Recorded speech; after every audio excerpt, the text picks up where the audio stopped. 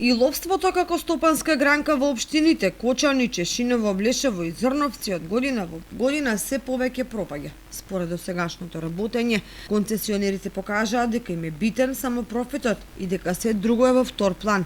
Веројатно поради тоа транспарентноста практично ја нема, па никој ниту знае што се случува во ловиштата, ниту може да претпостави какви се состојбите со полезниот и штетниот дивеч.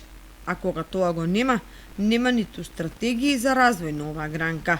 До пред 2 децении ловното здружение Осогово важеше за едно од најорганизираните во државата според сите параметри. Друштвото располагаше со фазанерија, од која млади фазани се снабдуваа голем број други ловечки здруженија во државата, со стрелиште на глинени гулаби, на кое се организираа локални и регионални надпревари.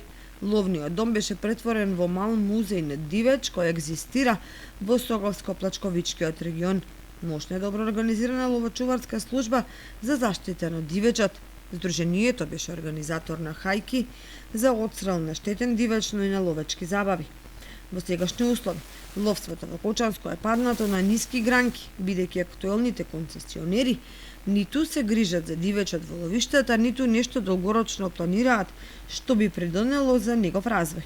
Со населување на загрозен дивеч одамна никој не се занимава, а не се градат ниту објекти за прехранување и поилишта.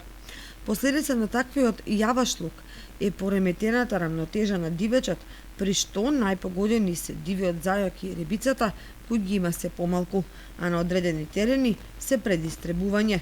Ловниот дом, фазанеријата и стрелиштето одамна се напуштени и оставени на забот на времето.